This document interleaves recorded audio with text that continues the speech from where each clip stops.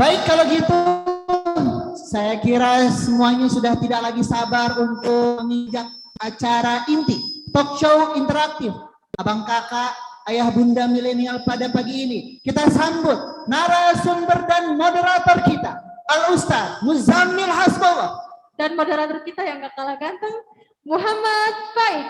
Kepadanya kami persilahkan. Takbir, takbir, sallu ala nabi. Allahumma shalli wa sallim wa barik alaihi.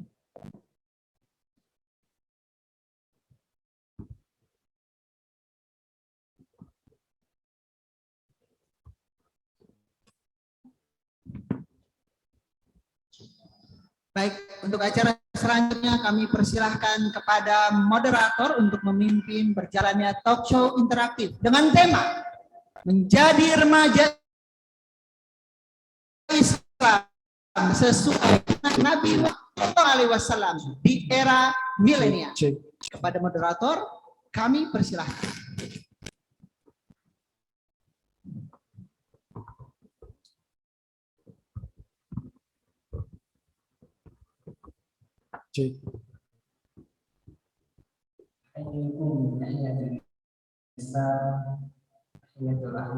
Assalamualaikum warahmatullahi wabarakatuh.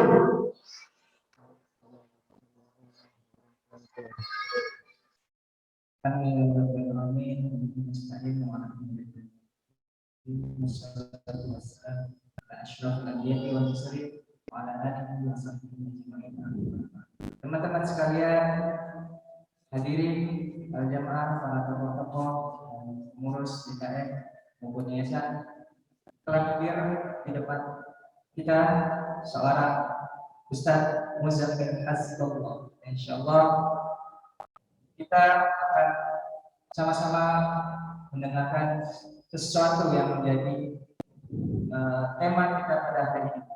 Sebelum itu, izinkan kami untuk memutarkan profil dari Ustaz Muzammil.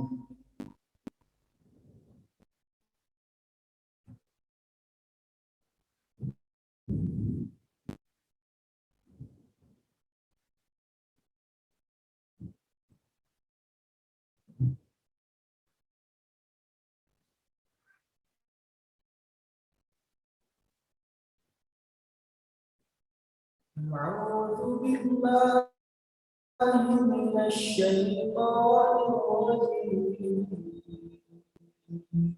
Muzammil Hasbullah dilahirkan di Sydney pada 21 September 1993 di Desa Payet 7, Kemukiman Gaponga, Kecamatan Bogor. Beliau adalah anak bungsu dari 3 bersaudara pasangan almarhum Dr. Andes Haji Hasbullah dan Dr. Hajar Hasbullah Sulaiman. Muzammil Hasbullah adalah lulusan Teknik Arsitektur Institut Teknologi Bandung angkatan 2011 dan lulus pada tahun 2015. Muzammil membaca Al-Quran dengan suara yang sangat merdu dan fasih, sehingga dipercaya menjadi imam Masjid Al-Latif Bandung dan Masjid Salman Itb. Beliau telah mendapat undangan untuk membaca Al-Quran dari berbagai maupun luar negeri. Beliau pun aktif pemilu.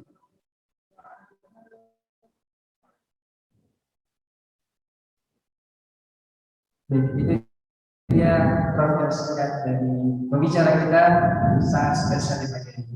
Masih semangat semuanya? Kalau masih semangat, kita takbir dulu. Takbir!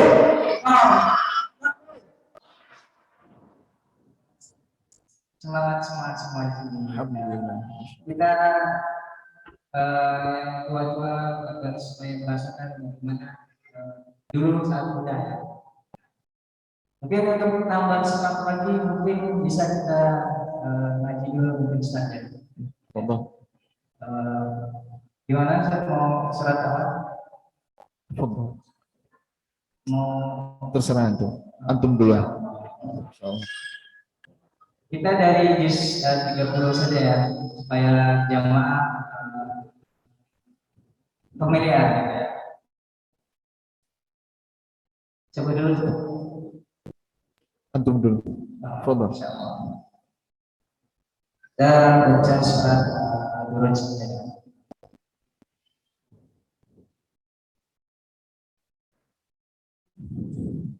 أعوذ بالله من الشيطان الرجيم.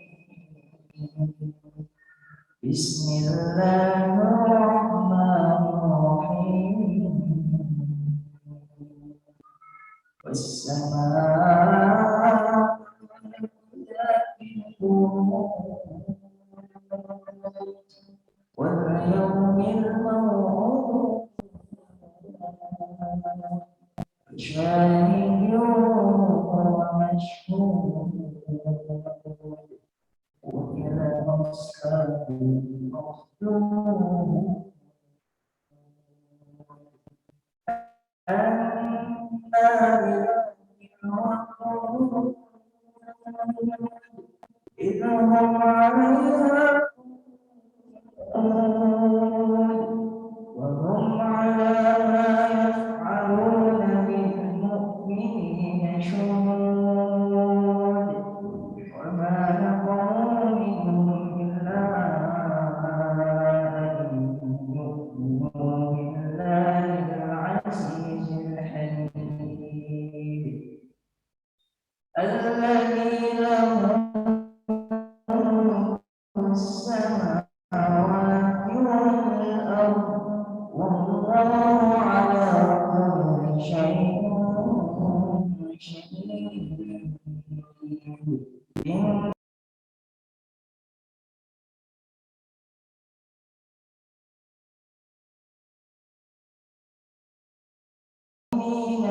والمؤمنات ثم لم يتوبوا فلهم عذاب جهنم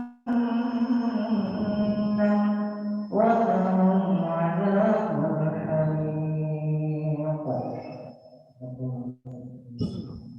أعوذ بالله من الشيطان الرجيم. إن بطش ربك لشديد إنه هو يبدئ ويعيد وهو الغفور الودود ذو العرش المجيد فعال لما يريد هل أتاك حديث الجنود فرعون وثمود بل الذين كفروا في تكذيب والله من ورائهم محيط بل هو قرآن مجيد في لوح محفوظ صدق الله العظيم. Masya Allah. Suara yang semakin semangat dengan suara khasnya dengan kelembutan dari karakter suaranya. Kira-kira bagaimana tips untuk supaya pengalamannya bagus? Kita kan banyak pengen ngajinya itu bagus, kemudian belajarnya. Ada tips supaya belajar? Iya, udah selesai. Ayo lagi mandi.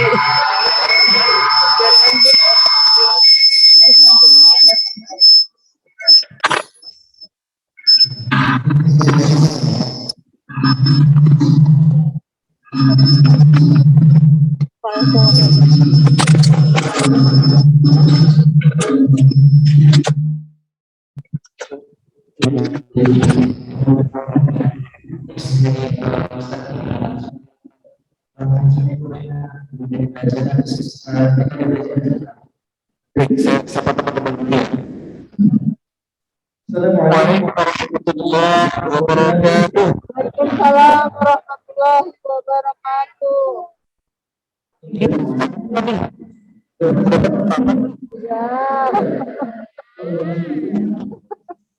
Ulang salamnya ya.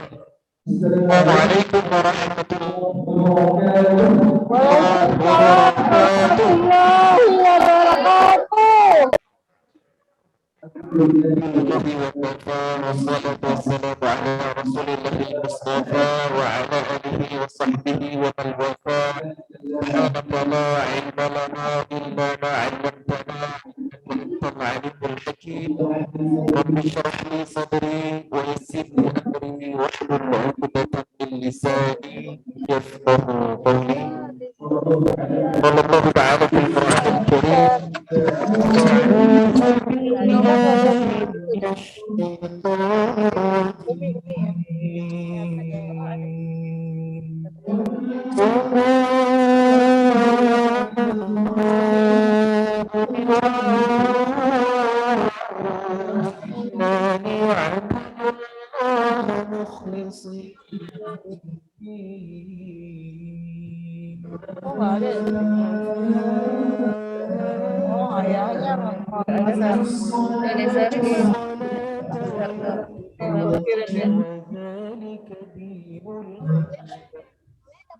Alhamdulillah, kita sama-sama bersyukur kepada Allah Subhanahu wa taala. Alhamdulillahilladzi bi ni'matihi tatimmus shalihat.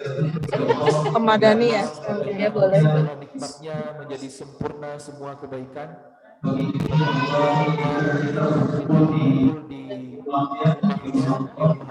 masjid mulia. Mudah-mudahan dengan begitu akan bagikan. Oh iya.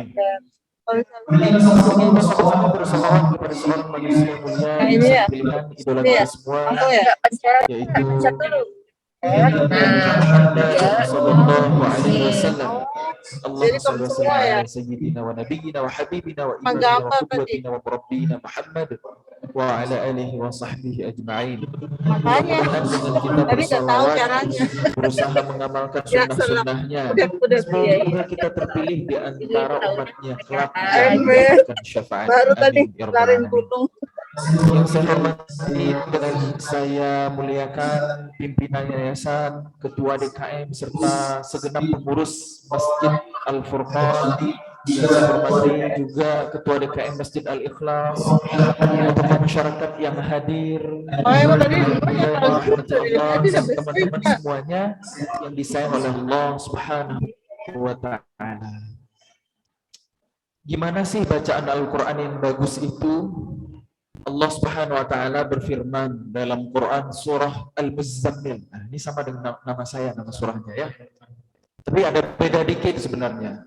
Kalau Al-Muzammil artinya apa? Orang-orang yang berselimut. Begitu kan terjemah di Al-Qur'annya? Masa saya selimutan terus, tidur terus gitu? Nama saya Muzammil. Apa bedanya? Kalau tambah alif lam itu untuk spesifik doang gitu. Kalau Al-Muzammil ini saya bukan yang lain gitu ya. Kalau Al-Muzammil di surah Al-Muzammil itu Rasulullah Shallallahu Alaihi Wasallam karena ada alif lamnya. Jadi kalau bahasa Inggrisnya itu the gitu ya, spesifik gitu. Nah bedanya apa Muzammil dengan Muzammil? Tasydid pada huruf zau, pada huruf zai ya atau zau. Nah, nanti secara kaidah bahasa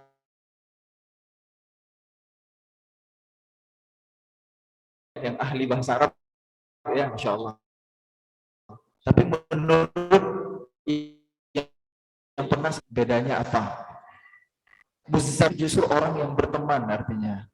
Muzammil orang yang menjadikan selimut sebagai temannya. Karena selimut itu membuat tenang dan nyaman. Kalau Muzammil mudah-mudahan bisa jadi teman yang menenangkan, yang nyaman gitu. Amin gitu ya. Itu doa, nama itu doa.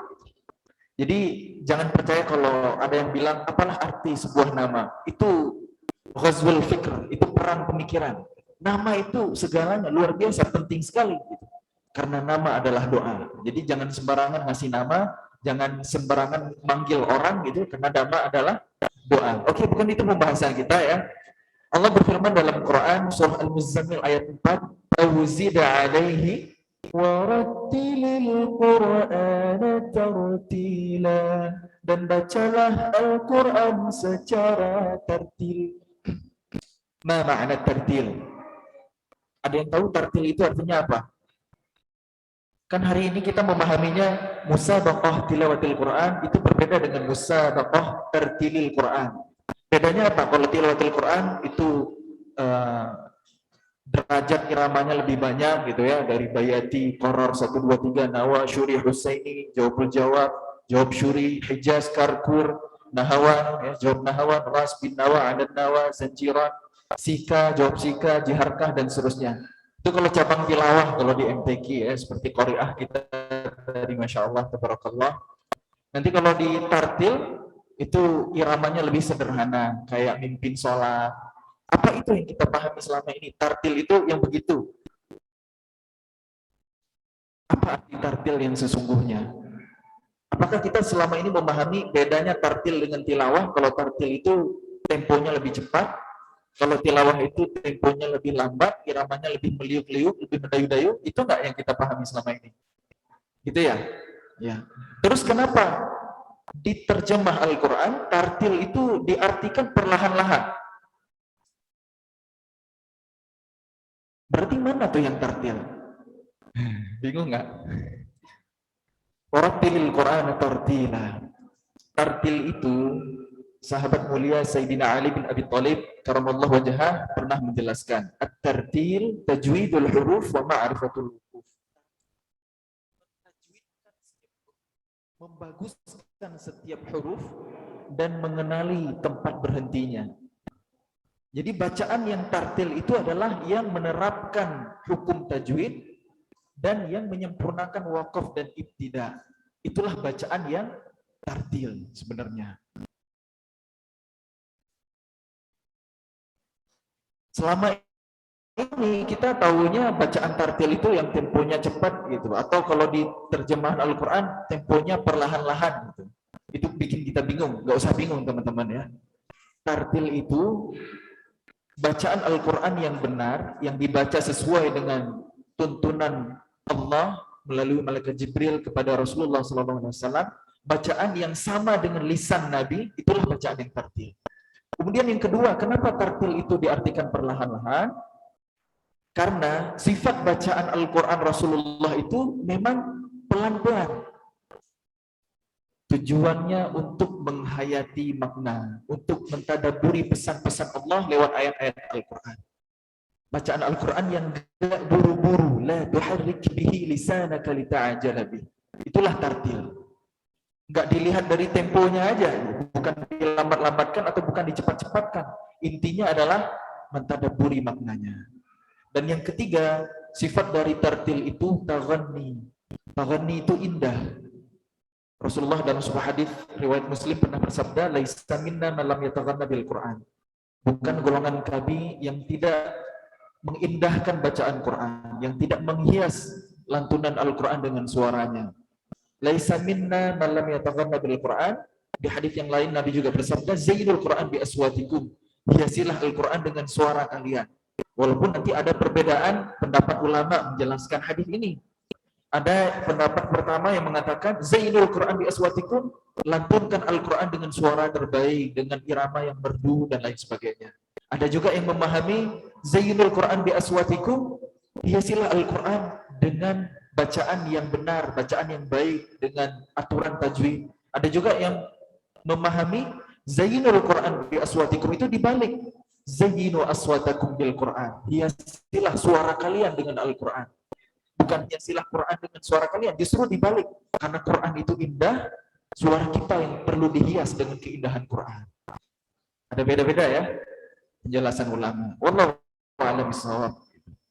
Jadi intinya bacaan Al-Quran yang baik ya, bacaan yang tartil. Tartil itu apa? Pertama, yang tajwidnya terjaga. Apa hukum belajar ilmu tajwid? fardu kifayah. Apa hukum baca Quran sesuai tajwid? Fardu ain. Bisa dipahami ya. Belajar teorinya, hafal matan Jazari, matan Tufatul Atfal, ngerti mana ikhfa, mana idgham, mana iqlab dari hukum dan mati, itu fardu kifayah. Tapi kalau ngaji harus benar. Nah, mau nggak mau hari ini kita harus belajar teorinya ya.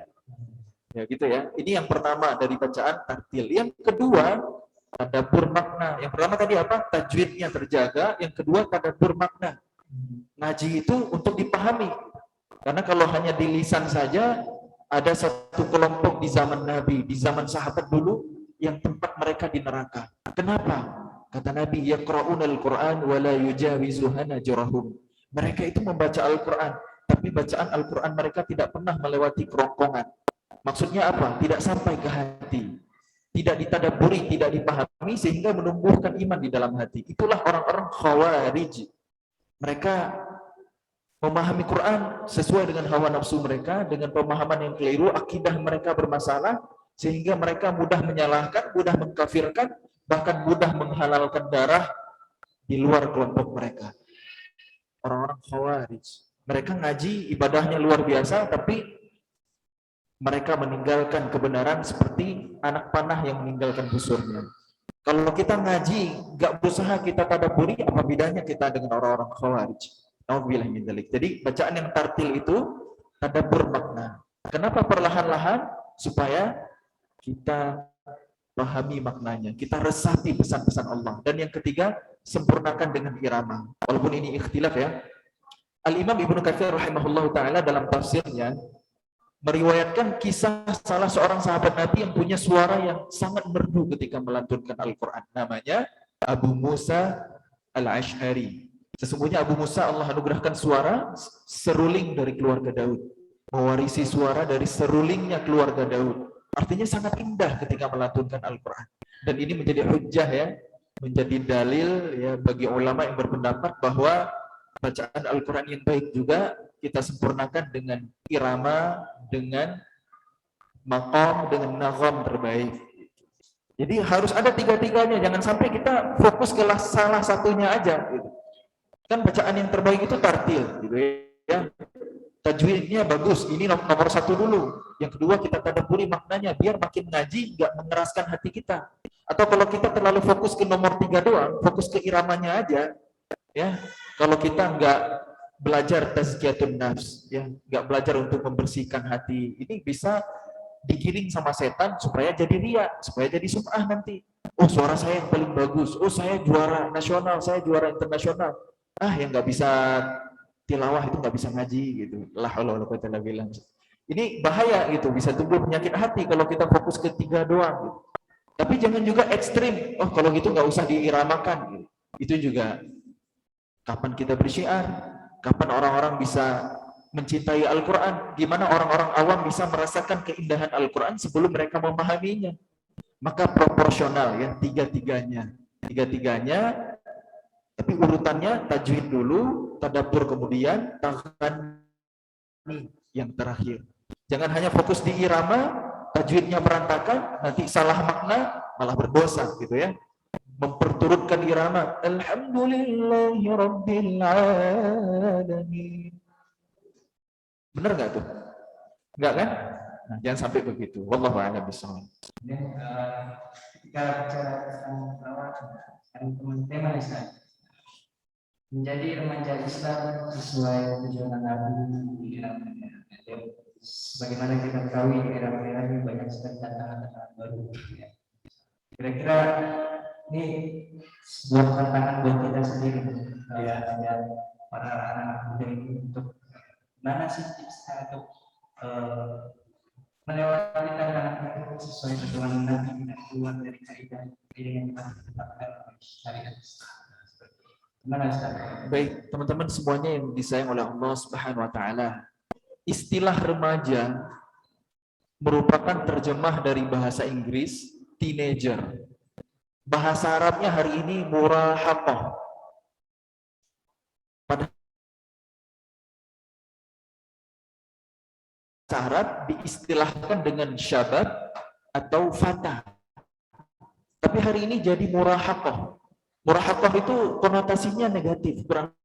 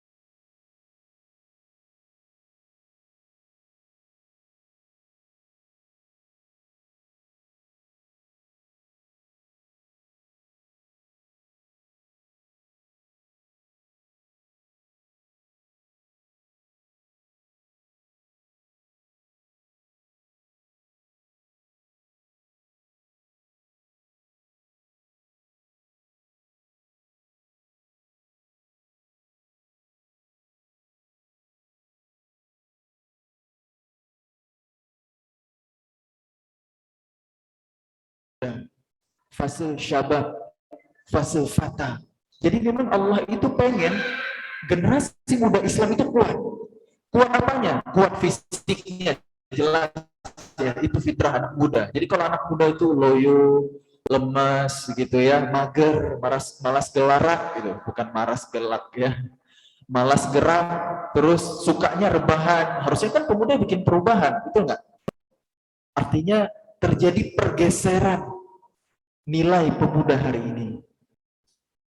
Allah pengen pemuda itu kuat fisiknya, kuat mentalnya, kuat imannya, kuat ilmunya, kuat finansialnya, kuat segala-galanya.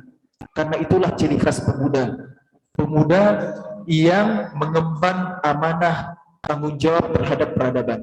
Kalau kita melihat hari ini Islam dalam keadaan lemah, itu bisa terlihat dari lemahnya generasi mudanya. Kalau kita mau Islam ini kembali kuat, kaum muslimin kembali bangkit, maka perbaiki kualitas generasi mudanya.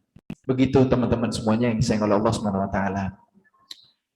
Allah Subhanahu wa taala menghadirkan banyak sekali kisah-kisah di dalam Al-Qur'an.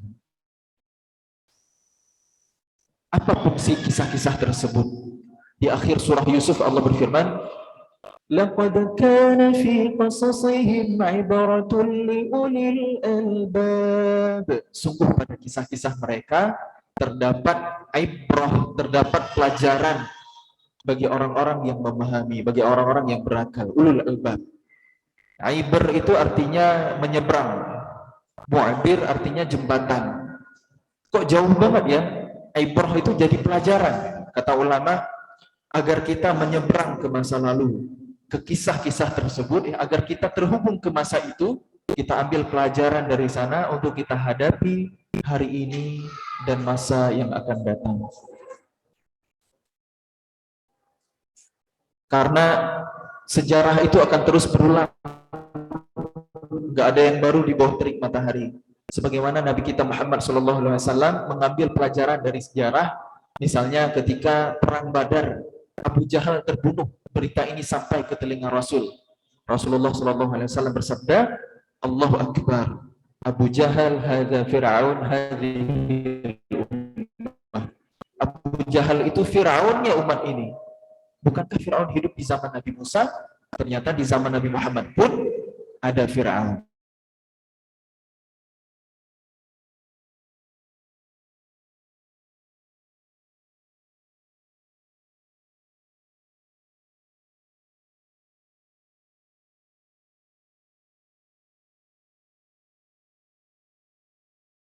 Begitulah Nabi mengambil pelajaran dari sejarah.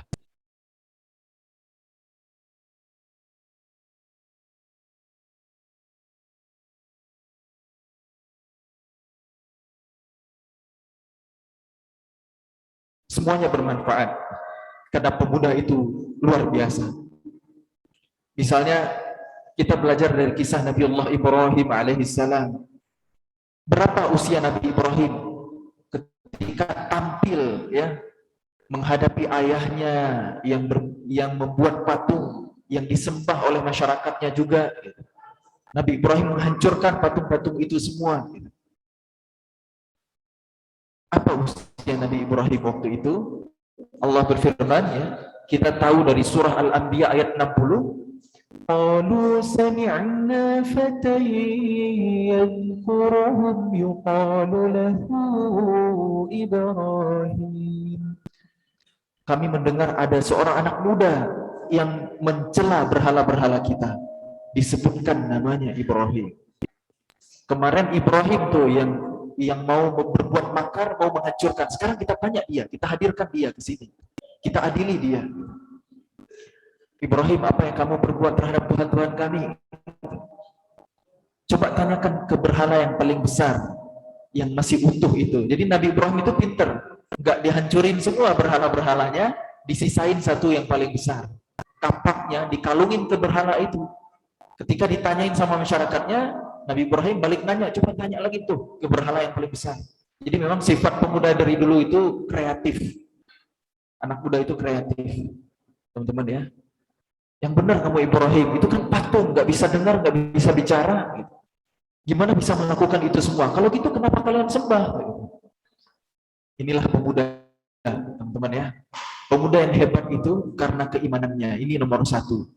Karena kita tahu Nabi Ibrahim sebelum berbuat itu semua sudah memiliki iman yang luar biasa. Sudah lulus semua ujian dari Allah dengan sempurna. Wa idza batala Ibrahim rabbuhu bikalimat fa'atammahun. Bahkan bagaimana Nabi Ibrahim mencari Allah, mencari ilah. Allah abadikan di Quran surah Al-An'am. Silakan kita tadabburi. Luar biasa iman Nabi Ibrahim. Maka pemuda yang hebat itu karena keimanannya. Bukan dilihat dari harga outfitnya, nggak dilihat dari jumlah followersnya di sosial media, dia terkenal, dia viral atau enggak. Nggak dilihat dari apa dia punya warisan kekayaan yang banyak, apa orang tuanya kaya, apa dia good looking atau enggak, itu nomor sekian. Bahkan Allah nggak lihat itu semua. Innallaha la yanzuru ila suwarikum walakin yanzuru ila qulubikum wa a'malikum. Yang Allah lihat itu bukan fisik, bukan rupa kita, tapi yang Allah lihat hati dan amalan kita. Jadi pemuda yang hebat itu karena keimanannya, karena iman itu ada di hati. Ini nomor satu, dan itu ada pada diri Nabi Ibrahim alaihissalam. Kemudian pemuda yang kedua, gak egois dengan diri sendiri. Itu pemuda yang hebat. Nabi Ibrahim udah soleh, udah beriman, udah taat kepada Allah, udah diberi petunjuk oleh Allah, tapi gak egois dengan diri sendiri. Yang penting saya udah soleh, yang penting saya udah taat, kalau mati masuk surga nantinya. Yang menjadi kegalauan, kegelisahan, kekhawatiran Nabi Ibrahim adalah masyarakatnya, kaumnya yang masih dalam kesesatan, yang masih berbuat kemusyrikan, yang masih menyembah patung berhala yang dibuat oleh ayahnya sendiri. Itu baru pemuda, nggak egois dengan diri sendiri. Untuk hal akhirat ini, maka Nabi Ibrahim tampil berdakwah. Dakwahnya bukan dakwah sembarangan, dakwah tauhid. Ini dakwah tertinggi. Maka pemuda yang hebat adalah pemuda yang berdakwah, yang membela agama Allah, yang gak egois dengan diri sendiri. Jangankan untuk urusan akhirat, untuk urusan dunia aja, pemuda kalau egois dengan dirinya sendiri itu gak sukses. Sukses menurut ukuran materi duniawi hari ini. Coba kalau anak muda bangun bisnis, bangun startup, keren doang, mau jual produk, jual jasa sesuai dengan yang dia pengen, nggak riset pasar, nggak tahu apa kebutuhan masyarakat, nggak menyelesaikan masalah orang banyak, nggak menghadirkan solusi untuk masyarakat, pasti bisnisnya jangankan berkembang bertumbuh, bertahan aja enggak, survive aja susah. Tapi coba kalau sebuah platform, sebuah startup bisnis yang berangkat dari ada masalah apa di orang banyak di masyarakat, hadirkan solusi, selesaikan, maka bisnis tersebut insya Allah akan survive bahkan berkembang. Coba lihat dalam urusan duniawi aja, kalau egois dengan diri sendiri nggak sukses. Apalagi urusan akhirat. Karena surga Allah itu terlalu luas untuk kita nikmati sendiri. Wa jannatin 'arduhas samawati wal ardh. Surga Allah itu seluas langit dan bumi, luas banget. Maka masuk surga itu jangan sendirian. Caranya gimana? Berdakwah. Pemuda yang hebat itu yang beriman, yang berdakwah, enggak egois dengan diri sendiri. Dan pemuda yang keren juga kreatif, seperti yang dilakukan dalam cara dakwah Nabiullah Ibrahim alaihissalam. Tapi memang karena masyarakatnya udah dibiarkan sesat oleh Allah, Nabi Ibrahim tetap diadili, dihukum ya. Nabi Ibrahim sejak melakukan itu semua di awalnya udah sadar betul bahwa risikonya ini sangat tinggi, bisa dibunuh, dan ternyata benar. Nabi Ibrahim dibakar ke dalam api. Allah berfirman, "Qulna ya naru kuni bardan wa salaman 'ala Ibrahim." Wahai api, menjadi dinginlah dan memberikan keselamatan kepada Ibrahim. Itu pemuda, teman-teman. Baru satu kisah ya. Masih banyak kisah-kisah yang lain. Banyak banget, gak cukup waktu saya untuk membahas ini semua ya. Karena ilmu saya juga terbatas. Misalnya kalau kita buka Quran surah Al-Kahfi yang kita baca setiap hari Jumat, Allah berfirman, "Nahnu naqussu 'alaika naba'ahum bil haqq. Innahum fityatun amanu bi rabbihim wa zidnahum huda."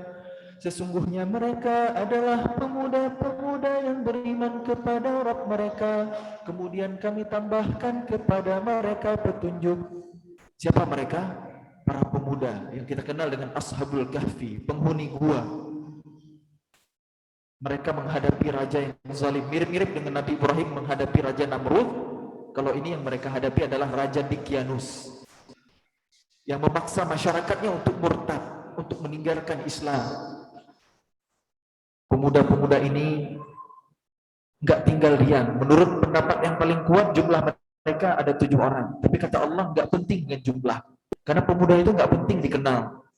Yang penting adalah karyanya, yang penting adalah kontribusinya. Lihat Ashabul Kahfi, kita nggak tahu siapa nama mereka, bahkan kita nggak tahu pastinya jumlah mereka berapa. Apakah 5 yang ke-6 anjingnya, apakah 6 yang ke-7 anjingnya, atau 7 yang ke-8 anjingnya. Karena jumlah mereka nggak penting, siapa mereka nggak penting, tapi eksistensi mereka ada. Mereka berjuang, mereka melawan kezaliman, mereka berdakwah menghadapi penguasa mereka yang zalim. Mereka mencari jalan keluar, mencari solusi, menyelamatkan masyarakat mereka. Itulah pemuda yang beriman dan yang berdakwah. Di saat gak ada lagi solusi, terpaksa mereka melarikan diri untuk menyelamatkan iman. Dan Allah tidurkan mereka selama 300 ditambah 9 tahun. Keajaiban dari Allah lagi-lagi terjadi. Itulah pemuda, teman-teman. Selalu dengan iman yang luar biasa, dengan perjuangan membela agama Allah. Selalu hal-hal yang prestasi positif ya, nggak ada tempat untuk hal-hal negatif buat pemuda dalam Quran. Misalnya ke tema yang lain dikit ya, bukan Quran surah Yusuf, teman-teman. Berapa usia Nabi Yusuf ketika digoda oleh perempuan, istri raja yang cantik jelita, yang punya kedudukan, yang punya segalanya? Berapa usia Nabi Yusuf waktu itu? Allah berfirman,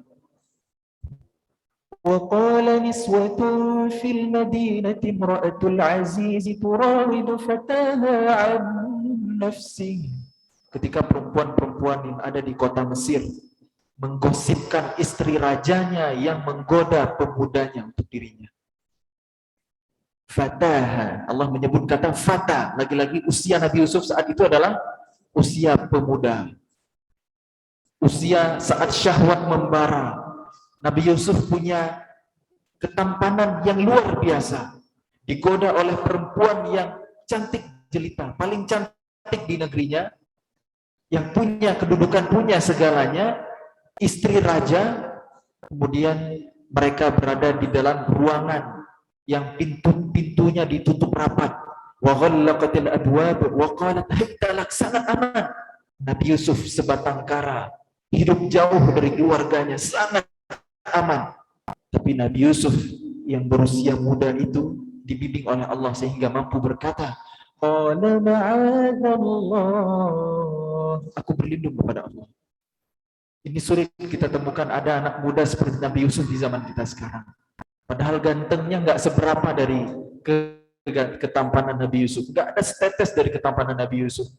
Tapi udah bikin fitnah, udah PHP-in anak orang, udah pacaran sana sini, udah jadi player, udah jadi buaya darat dan lain sebagainya. Tapi nggak tepat sih istilah budak ya. Gitu.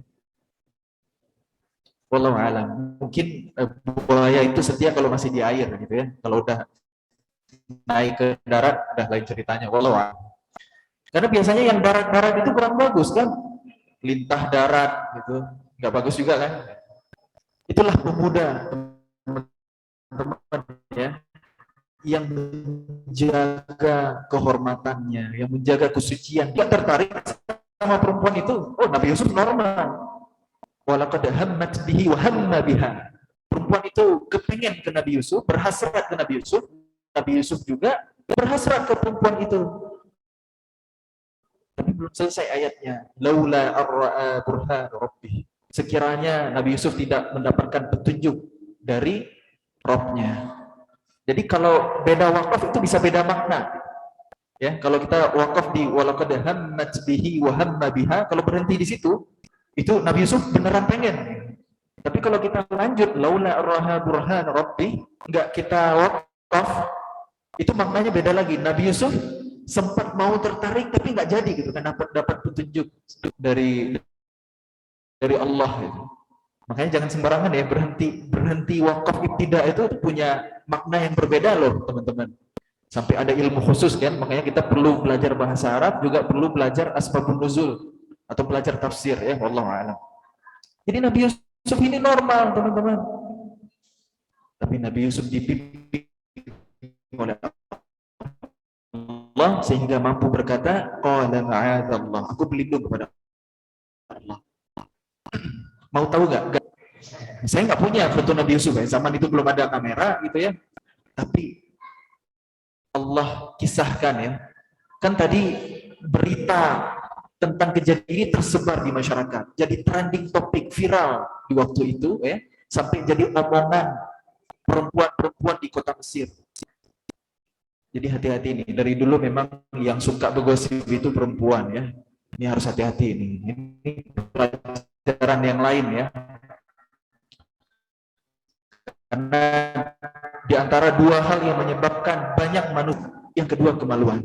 Lisan itu ujian bagi perempuan dan kemaluan itu ujian bagi laki-laki. Nanti kemaluan itu pasti syahwat itu dorongan awalnya ya, sumber utamanya dari pandangan. Dari pandangan. Makanya kenapa mungkin ya, kalau ada perempuan, ada cewek nangis, yang ditutup itu mulutnya. Kalau ada cowok nangis, yang ditutup itu matanya. Itu jadi sinyal ya, dari mana sumber peluang dosa terbesar mereka. Wallahu a'lam. Nah, Nabi istri Al-Aziz atau istri raja di masa itu ya, menurut nama Israiliyat kita sering menyebutnya Zulaikha gitu. Nggak rela digosipin sama perempuan-perempuan, sama masyarakatnya gitu. Dia nggak terima gitu. Kalian sih belum tahu Yusuf itu gantengnya kayak gimana gitu. Seenaknya aja ngomongin gue gitu ya, kalau bahasa kita sekarang gitu. Akhirnya diundanglah mereka ke istana, dikasih jamuan yang luar biasa gitu ya, lengkap dengan alat makannya, ada mungkin sendok garpu atau pisau gitu ya. Kemudian dipanggillah Nabi Yusuf, Yusuf, ukhruj, keluar engkau. Nabi Yusuf jalan di hadapan mereka kayak catwalk gitu ya, gitu. Tapi bukan tempat pesona enggak gitu. Ya jalan aja di depan mereka gitu. Kayak fashion show mungkin ya. Seketika perempuan itu komen ya. Ini sih bukan manusia. Hadza malakun karim, ini malaikat yang mulia. Sampai mereka nggak percaya, yang mereka lihat ini manusia atau malaikat. Kok ganteng banget. Dan nggak sadar mereka yang lagi motong makanan malah motong tangan, malah ngiris-ngiris jari dan nggak berasa. Itulah ukuran kegantengan Nabi Yusuf. Bisa sampai jadi obat bius. Ada nggak hari ini orang ganteng sampai jadi obat bius? Nggak ada kayaknya ya. Opak Korea itu lewat gitu ya. Malah gantengnya itu mungkin nggak original, boleh jadi plastik kan. Make up-nya juga tebal, wallahu a'lam. Jadi jangan mengagumi sesuatu yang palsu ya, teman-teman. Semu gitu. Jangan salah-salah mengambil idola gitu. Anta ma'aman ahbabta. Engkau kelak di akhirat bersama dengan yang engkau cintai. Gitu. Hati-hati siapa yang kita cintai, siapa yang kita idolakan. Apakah Rasulullah SAW atau malah idola-idola atau aktor dan lain sebagainya? Hati-hati. Gitu. Ini pelajaran yang lain, teman-teman semuanya yang disayang oleh Allah Subhanahu wa taala.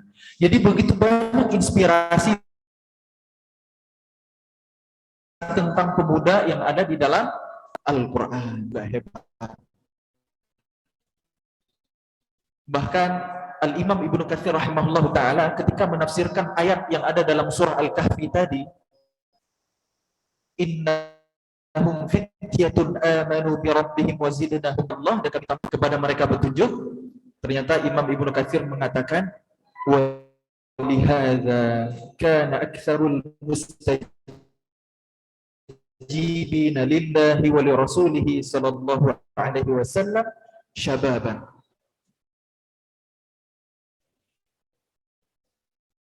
Yang banyak menerima ajakan untuk beriman kepada Allah Subhanahu wa taala dan Rasulnya sallallahu alaihi wasallam adalah dari kalangan anak-anak muda.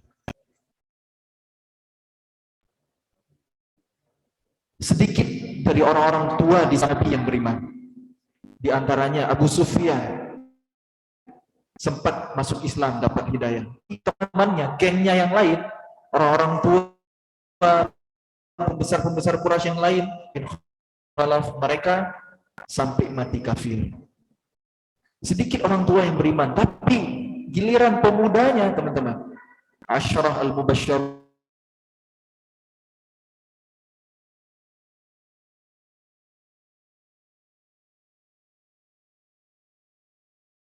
ada yang tua. Kalaulah definisi pemuda itu kita ambil dari usia baligh sampai usia 40, usia Nabi Allah angkat menjadi rasul dewasa, itu ada di usia 40. Maka kalau itu yang menjadi ukurannya, berarti nggak ada sahabat Nabi, ring satu Nabi, ketika mereka masuk Islam, nggak ada yang tua.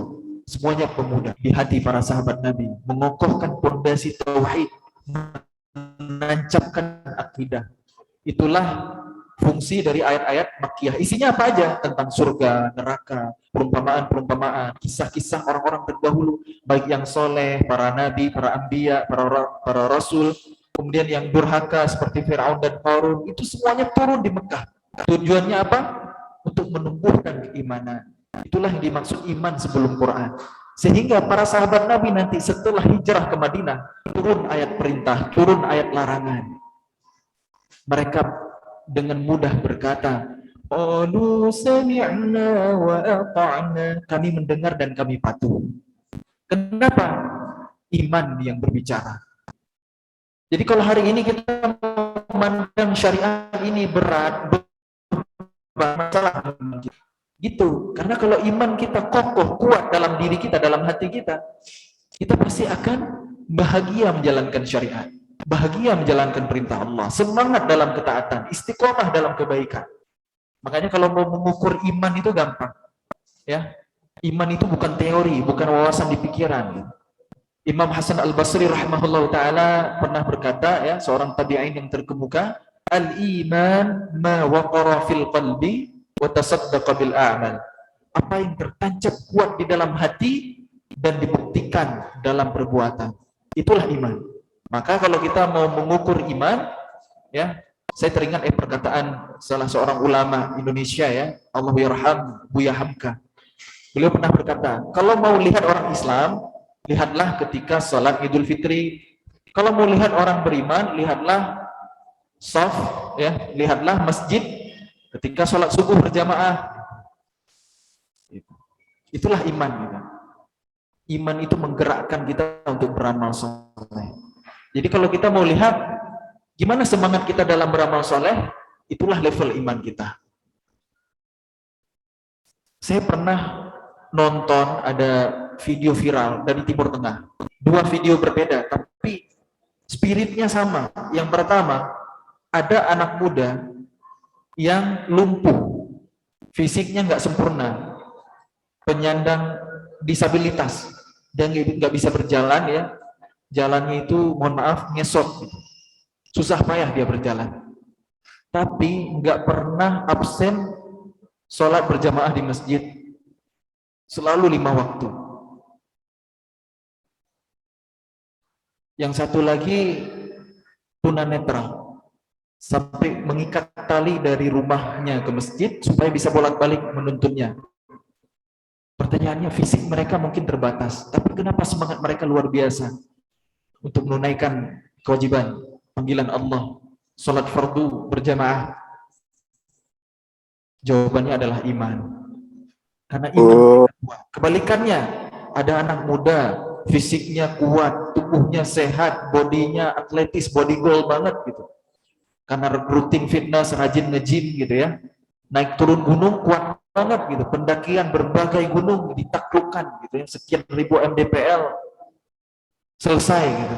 Tapi giliran azan subuh berkumandang, Allahu Akbar, Allahu Akbar, masjid sebelahan sama rumah, toa masjid ngarah ke kamar dia lagi. Itu nggak akan kuat bangun kalau imannya lemah. Jadi iman itu parameternya adalah amal soleh. Innalladzina amanu wa amilus solihat. Iman yang benar itu akan terlihat dalam amal solehnya. Wallahu a'lam. Jadi iman sebelum Quran. Balik lagi ke iman sebelum Quran. Apa urgensinya kita hari ini mendahulukan iman sebelum Quran? Kalau sekedar pinter Quran, jago ilmu Al-Quran, ya, jago qiraat, jago tilawah, jago ngaji, hafal Quran, mutqin, fasih dan seterusnya. Kalau hanya menguasai ilmu Quran, apa bedanya kita dengan orang-orang Khawarij di zaman Nabi dulu? Ini satu. Yang kedua, hari ini kita menyaksikan banyak sekali orang-orang, kelompok-kelompok yang mereka menguasai ilmu Al-Quran. Boleh jadi mereka hafal Al-Quran, boleh jadi mereka faham tafsir, tapi kerjaannya merusak Islam dari dalam. Itulah mereka orang-orang munafiqun. Golongannya banyak.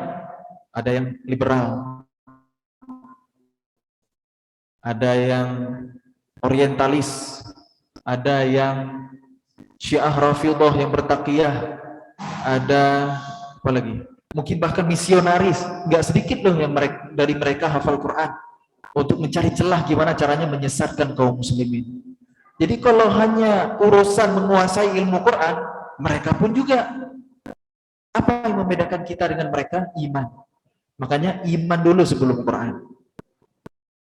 Agar kita tidak menyalahgunakan ilmu Al-Quran yang Allah titipkan kepada kita.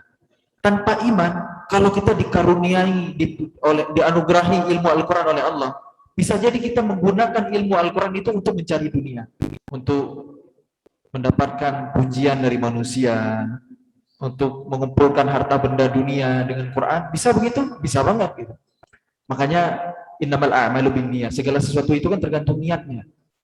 Hati-hati dengan niat kita, hati-hati dengan hati kita ya. Karena satu di antara tiga golongan yang lebih dulu Allah perintahkan malaikat untuk menyeret mereka ke neraka, satu di antaranya apa? Para alim, qari'ul Quran. Hati-hati gitu. Kenapa? Karena niat mereka bukan lillahi ta'ala, tapi untuk manusia. La haula wala quwwata illa billah. Mudah-mudahan Allah jaga kita semua. Jadi itulah teman-teman ya, rahasia pertama, iman sebelum Quran. Iman sebelum Quran. Kalau tahapannya enggak sesuai, hasilnya akan berbeda. Kenapa para sahabat Nabi dulu hebat-hebat?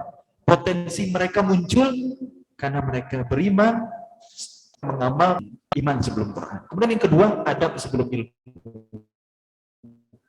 Adab sebelum ilmu itu yang mungkin hilang di zaman kita hari ini ya. Para ulama-ulama dulu belajar adab lebih lama daripada belajar ilmu itu sendiri. Seperti Imam Asy-Syafi'i rahimahullah ta'ala yang berguru ke Imam Malik. Belajar adabnya lebih lama daripada ilmu. Makanya ilmunya barokah. Kemudian sahabat mulia Abdullah bin Abbas yang saya kisahkan tadi. Ketika berguru ke Nabi, berkhidmat memuliakan gurunya, membawakan air wudhu kepada Rasulullah SAW ya. Saat itu diusaplah kepala Abdullah bin Abbas oleh Nabi sambil didoakan dengan sebuah doa ya. Ini kita praktekin buat ngedoain anak-anak kecil ya. Allahumma faqihu fid din wa 'allimhu ta'wil. Ya Allah, cerdaskanlah ia di ilmu agama dan pahamkanlah ia di ilmu tafsir. Itu doa Nabi. Dan Allah ijabah. Terbukti kan Abdullah bin Abbas jadi anak muda, anak kecil yang sangat cerdas. Usia 13 tahun aja udah jadi orang yang paling ngerti Quran. Hari ini 13 tahun, anak-anak kita baru kelas 2 SMP mungkin ya. Bahkan Abdullah bin Abbas saat usianya 16 tahun, itu udah jadi penasihat khalifah. Kalau zaman kita mungkin jabatannya apa ya? One Team Press mungkin ya, Dewan Pertimbangan Presiden. Bukan staf sus milenial lah, itu mungkin lebih rendah lagi gitu. Cuma asisten doang. Ini benar-benar penasihat khalifah, dan permasalahan rumit negara selesai di tangan Abdullah bin Abbas, anak muda usia 16 tahun. Salah satunya menghadapi kelompok Khawarij tadi. Mereka kan mudah sekali mengkafirkan, mudah sekali membunuh. Kalau bukan dari Quran dan hadis mereka nggak mau terima, tapi pemahaman mereka sesat. Maka diutuslah Abdullah bin Abbas seorang diri menghadapi 6.000 jumlah mereka, 6.000-an orang jumlah mereka, debat ilmiah. Hasilnya kalah orang-orang Khawarij, lebih dari setengah mereka kembali masuk Islam, kembali ke iman yang benar. Karya anak muda 16 tahun. Itulah pemuda dalam peradaban Islam, teman-teman. Ayo, kita perlu bangun nih. Kemana aja kita selama ini? Apa yang salah dengan zaman kita hari ini? Ternyata yang kurang maksimal adalah di sistem pendidikannya. Kurikulum kita hari ini tidak mengajarkan iman, tidak mengajarkan Quran secara komprehensif, secara syumul. Kita udah belajar macam-macam, fisika, kimia, matematika, biologi, tapi Quran, ilmu agama ala kadarnya, betul nggak? Di sekolah itu kebanyakan mana pelajaran umum dengan pelajaran agama? Di kuliah, di kampus, pelajaran agama mungkin cuma 2 SKS terkadang. Gimana umat ini akan bangkit ketika agama itu dinomor akhirkan? Dalam sejarah peradaban Islam, teman-teman, ketika kurikulum Islam sesuai dengan kurikulum nubuah, sesuai dengan kurikulum Nabi, iman diajarkan sejak dini, Quran diajarkan sejak kecil, mereka faham tafsir, mereka belajar hadis, belajar agama, mengerti halal haram, mengerti fikih dan lain sebagainya. Selesai dengan ilmu agama, baru mereka belajar umum, baru mereka belajar sains, baru mereka belajar matematika, geografi, astronomi. Ketika mereka menjadikan Quran sebagai sumber referensi ilmu manapun, maka hasilnya Allah berjanji, wa yu'allimukum ma lam takunu ta'lamun. Allah akan mengajarkan kalian ilmu yang belum pernah kalian ketahui sebelumnya. Ada ulama yang ahlul Quran, ahli matematika, namanya Muhammad bin Musa al-Khawarizmi. Karyanya adalah Al-Jabar. Kita belajar di sekolah dulu. Bahkan temuannya banyak sekali ya di bidang matematika, di bidang kalkulus, tabulasi sinus kosinus tangen, itu juga karya Muhammad bin Musa al-Khawarizmi. Angka 0 yang menemukannya juga al-Khawarizmi. Sebelum ada angka 0, dunia menghitung dengan angka-angka Romawi. Jadi begitu ditemukan angka 0, perkembangan ilmu matematika berkembang pesat luar biasa. Kenapa matematika dikembangkan dalam Islam? Ngitung-ngitung nggak ada tujuan gitu? Enggak sama sekali. Allah berfirman, "Innama yakhsyallaha min ibadihil ulama." Sesungguhnya hamba-hamba Allah yang paling takut kepadanya adalah dari kalangan para ilmuwan, adalah para ulama. Jadi ilmu dalam Islam itu makin dipelajari, apapun bidangnya, akan membuat semakin takut kepada Allah Subhanahu wa taala, akan bertambah keimanannya, dan setiap ilmu yang kepada Allah Subhanahu wa taala. Ketika mengelola harta Baitul Mal nggak pakai matematika, ilmu faraid tentang warisan nggak pakai matematika. Matematika ini ilmu alat, bermanfaat untuk memudahkan ibadah. Kemudian ada ilmuwan Islam yang mengembangkan astronomi, ilmu falak. Kenapa astronomi dikembangkan dalam Islam?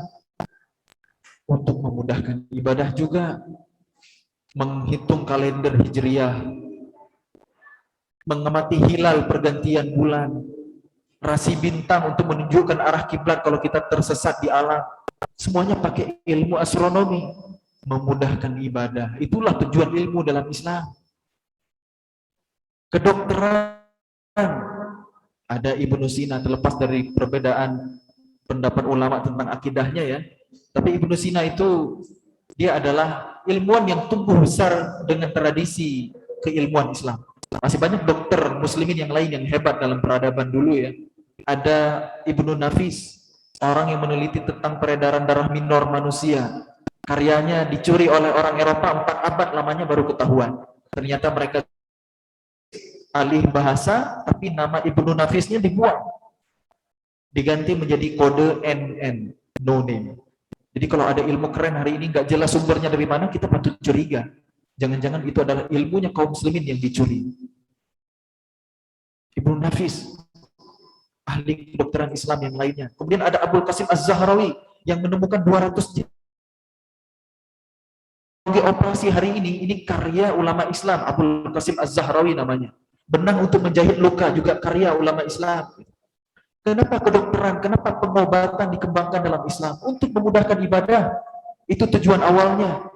Karena orang yang sakit itu nggak bisa maksimal ibadahnya, nggak bisa berjamaah ke masjid, nggak bisa sholat dengan gerakan sempurna, nggak bisa naik haji umroh, nggak bisa berjihad fisabilillah.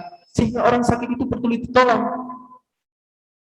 Karena sakit juga ujian dari Allah, menggugurkan dosa, mengangkat derajat. Berobat itu ikhtiar dan kesembuhan dari Allah. Maka ikhtiar ini perlu dikembangkan, perlu dipelajari lewat ilmu kedokteran. Bukan untuk tujuan-tujuan dunia seperti zaman kita hari ini. Kenapa? Pengen anaknya masuk dokter, biar masa depannya cerah nanti, biar kaya nanti, penghasilan dokter itu gede, segala macam. Itu kita hari ini. Makanya ilmu di zaman kita kurang barokah. Ilmu dari mulai bangku sekolah, kita udah mikir nanti gede jadi apa, kerja di mana, penghasilannya gimana, prospeknya gimana. Yang kita kejar itu. Makanya wajar ilmu kurang barokah di zaman kita hari ini. Kita belajar sekedar untuk bisa jawab ujian. Betul nggak? Setelah itu ilmunya kita lupakan. Betul ya? Ya, di bangku sekolah itu dulu kita belajar banyak hal. Pas kuliah, ya ngambil jurusan tertentu banyak yang nggak kepake. Bukankah itu adalah kemubaziran usia? Kita kalau makanan nyisa ya kita tegur, jangan buang-buang makanan, mubazir. Innal mubazirina kanu ikhwana syayatin wa kana syaitana li rabbih kafura. Kita bawakan dalilnya gitu.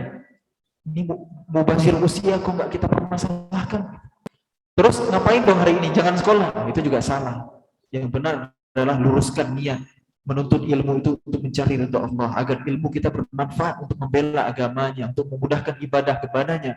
Wa ma khalaqtul jinna wal insa illa liya'budun. Karena tujuan penciptaan kita adalah untuk menghamba, untuk beribadah kepada Allah. Kemudian wa idz qala rabbuka lil malaikati inni ja'ilun fil ardi khalifah. Tugas kita berikutnya di muka bumi adalah menjadi khalifah, menjadi pengganti yang memakmurkan bumi, yang memimpin bumi ini. Karena sebelumnya pernah Allah berikan kepada malaikat, nggak sanggup gitu. Maka cari tujuan hidup kita, peran kita apa dalam rangka ibadah pada Allah, dalam rangka menjadi khalifah fil ardh. Peran kita itu apa? Pendidikan yang berhasil ya, ketika anak-anak kita itu tahu tujuan hidupnya adalah untuk menghamba kepada Allah dan berkontribusi untuk memakmurkan bumi ini. Itu dua hal itu aja. Dan itulah yang dipraktekkan oleh ilmuwan-ilmuwan Islam zaman dulu. Makanya ilmunya berkah luar biasa. Bukan sekedar numpuk gelar akademis. Kalau zaman kita hari ini kan begitu. Kalau zaman dulu, satu orang bisa ahli di berbagai hal. Generalis. Kalau hari ini kita serba spesialis. Satu orang ya ahli Quran, ahli agama, ulama, tapi juga ilmuwan, juga saintis, itu bisa berkumpul keahliannya di satu orang, bahkan pakar. Kalau zaman kita hari ini terbatas keilmuannya, menjurus, spesifik, spesialis. Dari situ aja udah kelihatan ya perbedaan keberkahan ilmunya. Makanya luruskan niatnya. Ilmu itu bukan untuk mencari dunia, karena Rasulullah ya dalam sebuah doa yang Nabi ajarkan kepada kita ya, Allahumma qasim lana. Hafal doanya? Kalimat terakhir dari doa ini, wala taj'alid dunya akbar hammina wala mablagha ilmina. Ya Allah, jangan jadikan dunia sebagai puncak dari kegelisahan kami dan bukan pula puncak dari ilmu kami. Jangan sampai dunia menjadi tujuan kita, menjadi kegundahan kita yang terbesar. Harusnya yang harus kita pikirkan adalah bagaimana nasib kita di akhirat nanti. Sehingga apapun yang kita lakukan di dunia ini adalah dalam rangka ibadah kepada Allah. Karena ibadah itu bukan hanya yang mahdhah, bukan hanya yang ritual, bukan hanya salat, zakat, puasa, haji, bukan hanya itu. Apapun yang kita lakukan harus bernilai ibadah. Bahkan gimana caranya setiap tarikan nafas kita bernilai ibadah. Selipkan zikrullah. Ingat Allah dimanapun kita berada. Maka apapun aktivitas yang kita lakukan, kita awali dengan basmalah, kita akhiri dengan hamdalah, insyaallah bernilai ibadah, bernilai pahala yang akan memberatkan timbangan amal kita nanti di akhirat, insyaallah. Kita sampai zaman dulu ini ngantuk lagi. Gimana teman-teman, masih semangat?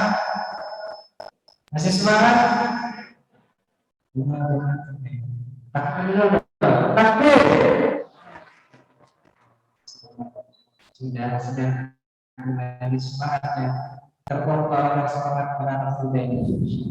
Mungkin kita berikan kesempatan untuk para jemaah untuk barangkali ada yang bertanya, kita kasih kesempatan 2 pertanyaan, mungkin 1 dari Ikhwan dan 1 dari Akhwat. Kita akan lebih dahulu untuk pertanyaannya, sebutkan nama dan tulisannya. Boleh mungkin dari jawaban teman-teman. Oke. Untuk panitia bisa diserahkan. Pertanyaannya. Oke, terima kasih. Saya juga anak muda, bagi yang tua ya. Mas, saya sederhana aja. Mas Muzamil, saya mau tanya. Bisa dibuka, Mas, supaya lebih jelas soalnya. Oke, baik. Nama saya Nur Amri. Saya dari RT 05. Saya mau tanya Mas Muzamil. Saya sederhana aja. Dulu yang ngajarin ngaji siapa Mas? Bapak atau Ibu Mas? Satu ya. Kedua, lingkungan Mas Muzamil seperti apa? Apakah setiap hari dengar apa kalau mau sholat selawatan seperti apa? Jadi kadang-kadang anak kecil atau patah tadi dengan dengar pun kita bisa mengikuti. Mungkin itu aja Mas. Baik, bismillah. Ya, Langsung boleh? Ya.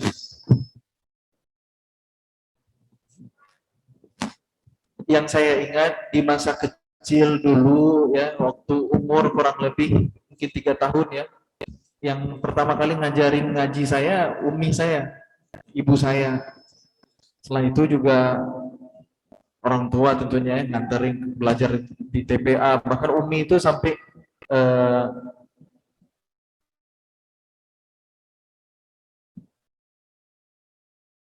nyerahin ke salah seorang ustadz ya. Saya juga dulu ikut musabaqah ya di bidang tilawah. Dari sanalah saya belajar mengenal irama-irama Quran. Dan memang dari kecil saya senang menirukan lantunan Quran yang saya dengar. Ini potensi yang dilihat sama orang tua dan disupport oleh umi khususnya ya. Mungkin yang didoakan juga ya, tanpa sepengetahuan saya. Jadi setiap kali saya dengerin Quran dulu ya, misalnya sebelum azan berkumandang 5 waktu kan ada tarhim tuh. Nah, saya suka menirukan itu.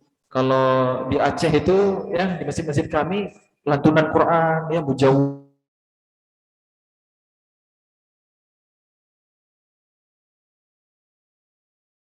didukung oleh orang tua, sehingga saya memperdalam ilmu qiraat ya di masa kecil dulu.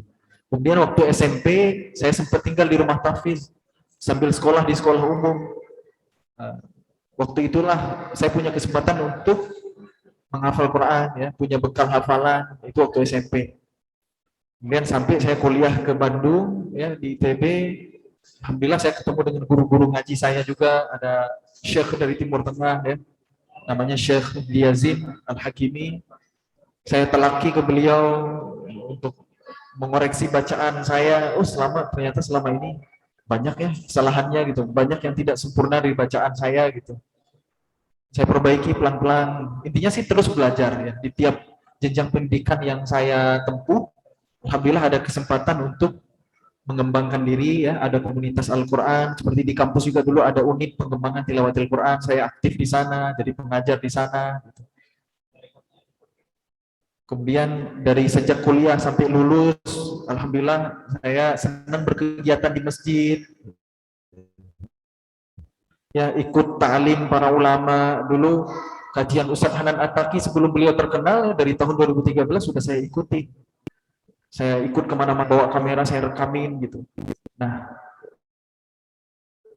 di salah satu masjid namanya Masjid Al-Latif ya, saya sempat jadi imam di sana, pernah juga sempat tinggal dekat masjid itu ya, saya jadi imam di sana. Nah, begitu lulus kuliah dulu, menjelang lulus kuliah ya, belum wisuda, saya nyari-nyari tempat kuliah praktik ya, karena jurusan saya dulu arsitektur. Masya Allah, tabarakallah ya, berkah masjid. Ternyata ketua DKM Masjid Al-Latif itu direktur konsultan perusahaan arsitektur gitu. Biro jasa arsitektur. Sehingga saya ngapain lagi nyari kemana-mana, udah aja saya kuliah praktik di perusahaannya beliau. kantornya sebelahan sama masjid lagi. Kalau lagi kerja azan langsung nyebrang sholat. Masya Allah, berkah di masjid ya. Sampai hari ini saya mungkin nggak full time lagi jadi arsitek ya. Ya Masya Allah, tabarakallah. Ya dengan lingkungan sekarang gitu ya. Intinya saya bersyukur gitu. Jalan hidup yang Allah arahkan buat saya itu mudah-mudahan kebaikan ya. Dengan wasilah Al-Quran hari ini saya bisa keliling Indonesia, bahkan bisa keliling dunia, walaupun itu bukan ukuran kemuliaan ya. Tapi saya melihat ya, apa hikmahnya gitu, kenapa saya bisa kuliah di ITB gitu ya. Tentu ini kan Allah setiap membuat suatu takdir pasti ada maksudnya gitu. Ternyata dulu itu jadi sebab kan, salah satu sebab yang bikin rame gitu, ini ada anak muda bisa ngaji, jadi imam, penampilannya anak muda banget. Oh, mahasiswa ITB juga, padahal waktu itu udah lulus gitu, udah jadi alumni tapi masih disangka mahasiswa. Dengan embel-embel ITB malah jadi rame gitu. Oh, anak ITB bisa ngaji juga ya, oh anak ITB ngapal Quran juga ya, kan sehingga pas kemana-mana pun dengan embel-embel ITB ya, dengan mindset masyarakat hari ini mungkin lebih mau didengar dan lain sebagainya. Mungkin itu diantara hikmahnya. Yang saya menyangka mungkin saya meniatkan ya masa depan saya pengen jadi arsitek, berkarya sebagai arsitek segala macam. Ternyata Allah lebih mengarahkan saya hari ini untuk menjadi dai spesifik di bidang Al-Quran. Gitu. Wallahu a'lam ya, mudah-mudahan ada hikmah ya. Mudah-mudahan Allah jaga hati-hati kita semua, semoga tetap ikhlas niatnya dan istiqomah di jalannya. Amin ya rabbal alamin. Begitu. Mungkin untuk pertanyaan kedua dari apa ya? Dari ibu atau teman-teman membaca apa? Ingin bertanya? Ada? Mungkin kalau ada saya ada. Saya ada yang bertanya?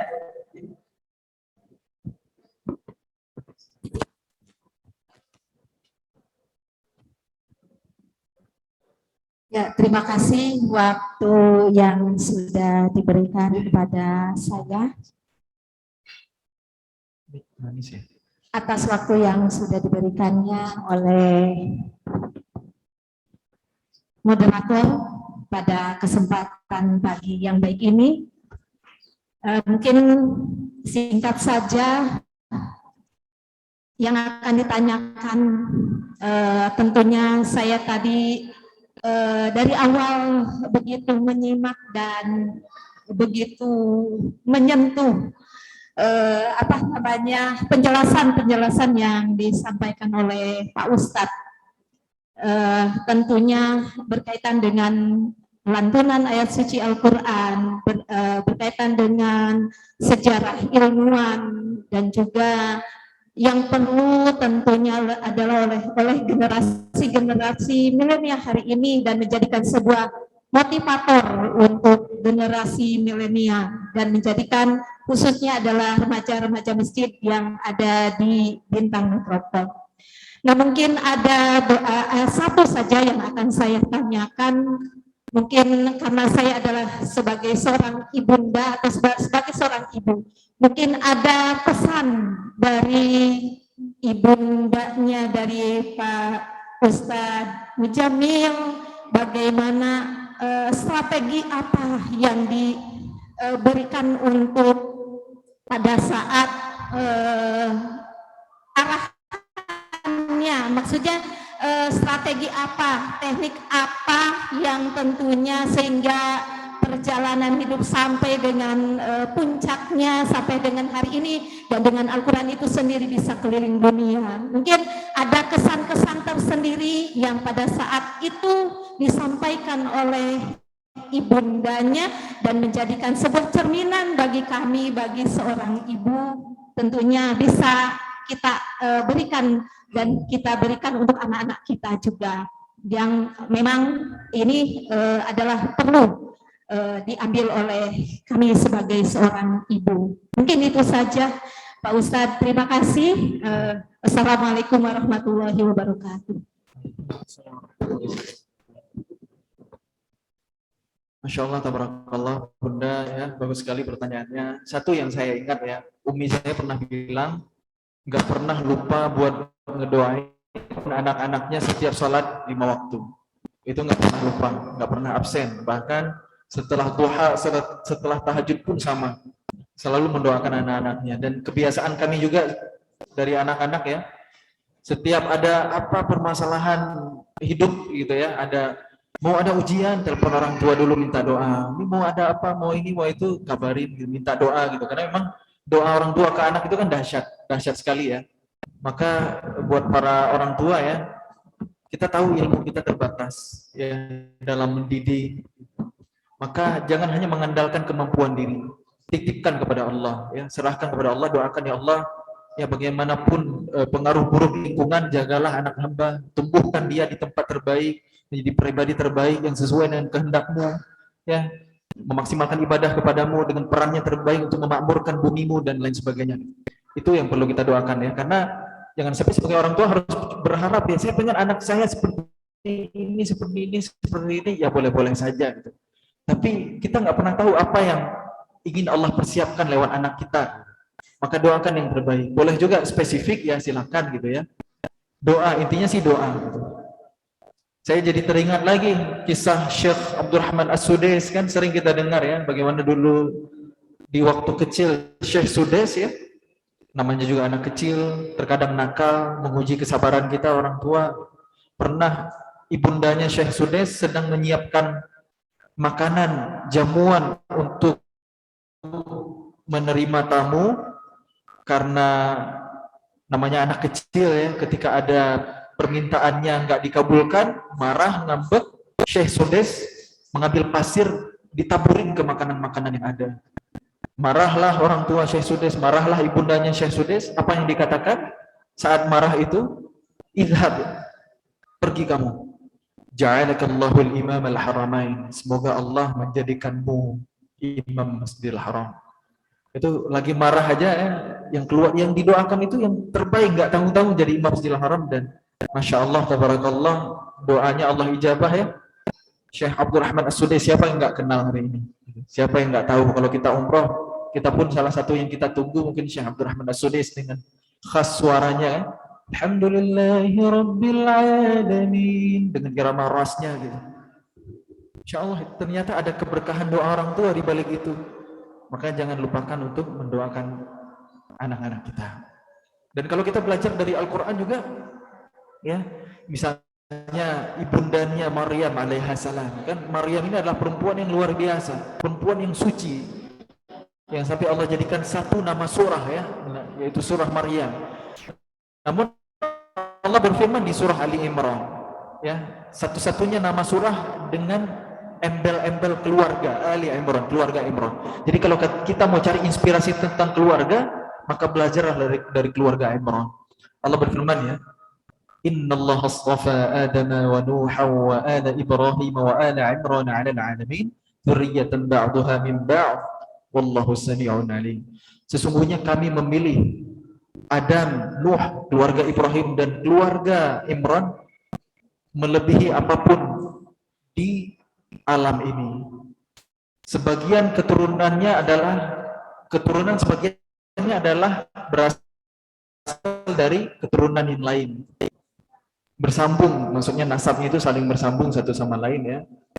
Dan Allah Maha mendengar, Maha mengetahui. Dan ingatlah ya, idz qalat imra'atu Imran rabbi inni nadartu laka ma fi batni muharraran fataqabbal minni.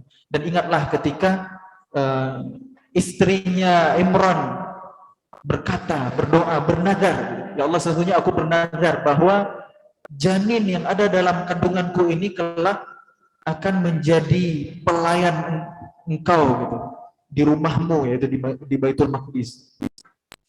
Fataqabbal minni innaka antas, maka terimalah nazarku, sesungguhnya engkau innaka antas sami'ul alim, Maha mendengar doa gitu. Jadi ibundanya Maryam ini lahir aja udah nazar sama Allah, udah doa, mohon, kan nazar kita tahu ya. Kalau nanti lahir gitu, kita akan beramal apa gitu. Ini nazar gitu. Dinazarkan supaya punya anak laki-laki yang akan menjadi pelayan di Masjid Allah, yaitu Baitul Maqdis. Jadi tugas menjadi marbot itu pekerjaan yang sangat mulia, yang disebutkan Quran, yang sampai dijadikan nazar gitu oleh ibundanya Maryam. Kemudian Allah berfirman ya, falamma wada'atha qalat rabbi inni wada'tuha untha. Ternyata yang dilahirkan oleh Hannah, ya istrinya Imran, adalah perempuan.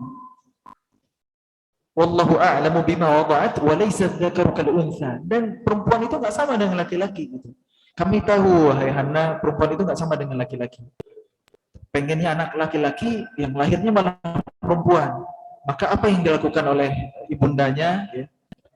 Wa inni sammaituha Maryam wa inni u'idzuha bika wa dzurriyyataha minasyaitonir rajim. Dan aku beri ia nama yang baik, yaitu Maryam, dan aku mohon kepada Allah agar ia dilindungi dari syaitan yang terkutuk, agar Allah melindungi dia dan anak keturunannya dari setan yang dirajam. Apa yang dilakukan berikutnya ya?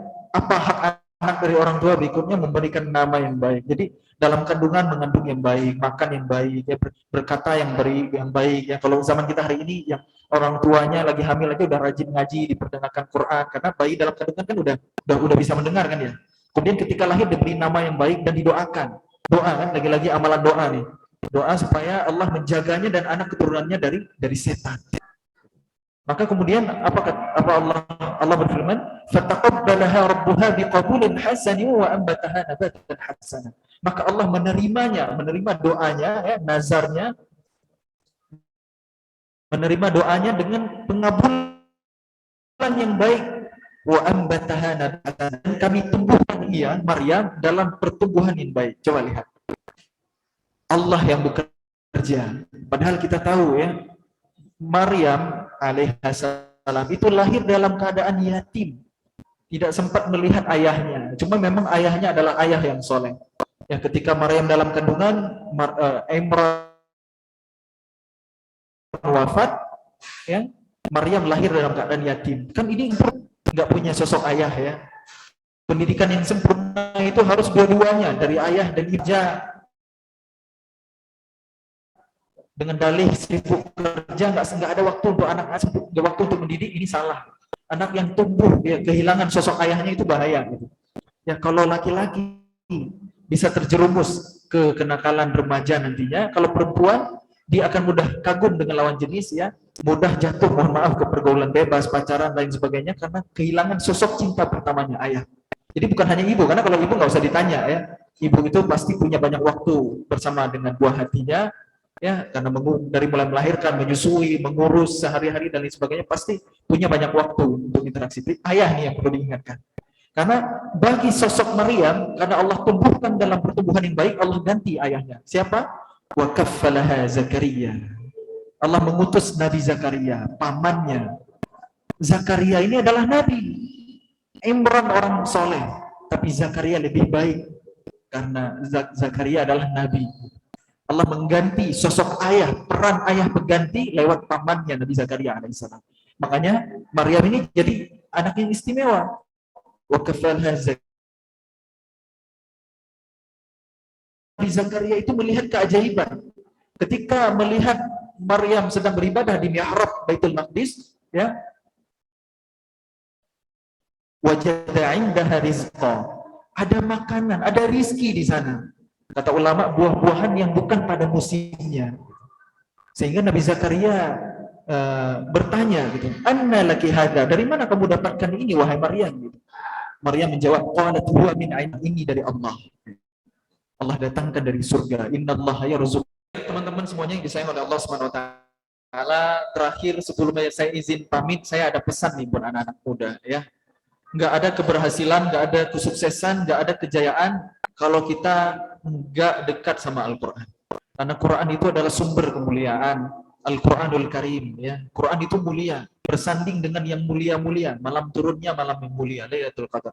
Ramadan bulan turunnya, bulan yang mulia. Malaikat Jibril alaihissalam, malaikat perantaranya, malaikat yang paling mulia. Makkah, Madinah, tempat-tempat turunnya sebelum dan setelah peristiwa hijrah, dua kota yang mulia. Nabi Muhammad SAW, manusia yang paling mulia, yang Allah berikan kepadanya Al-Quran untuk disampaikan kepada kita umatnya. Semua yang bersama Quran itu mulia. Dan teman-teman semuanya, ya, coba ya, ketika kita dekat dengan Quran, ya, coba lihat sampai bisa mengembalikan lagi kejayaan peradaban Islam. Bukankah itu dulu yang dibuktikan oleh Nabi Muhammad SAW? Allah mengutus Nabi di Jazirah Arab. Ini sedikit kita yang memandang sirah, ya, memandang sirah kehidupan Rasulullah SAW. Nabi Allah utus di Jazirah Arab, gurun pasir yang tandus, nggak ada hasil alamnya. Ada dua adidaya di zaman itu, ada dua imperium besar, ada Romawi dari barat, ada Persia dari timur, mencengkram Jazirah Arab. Jazirah Arab itu terbebas dari penjajahan keduanya. Kenapa? Karena gurun pasir tandus nggak ada hasil alam. Ngapain dikuasain gitu? Kemudian karena gurun pasir itu menjadi benteng alami juga masih bagi masyarakat Arab jahiliyah, ya. Namanya masyarakat jahiliyah, ya, rusaknya luar biasa. Bunuh anak perempuan, perjudian, mabuk-mabukan, perzinahan, kemudian yang kuat menindas yang lemah, di pasarnya terjadi timbangan palsu, tipu-tipu palsu, riba, merajalela, rusak.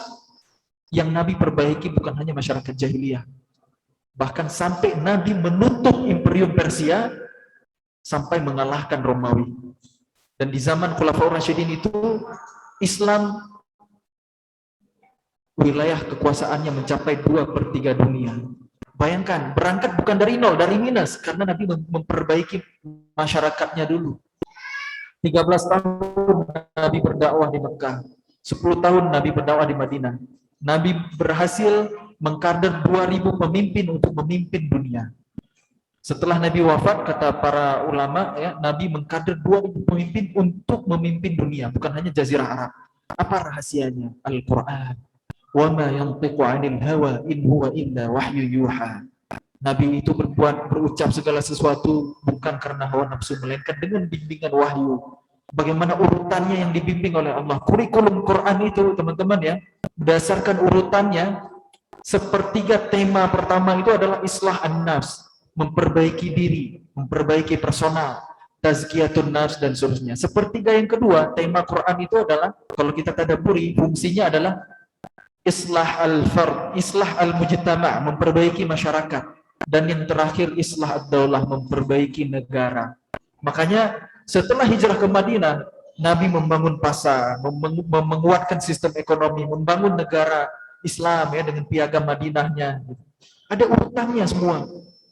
Bergerak di bidang pendidikan, mengkader para sahabatnya dengan iman dan ilmu, dengan Al-Quran.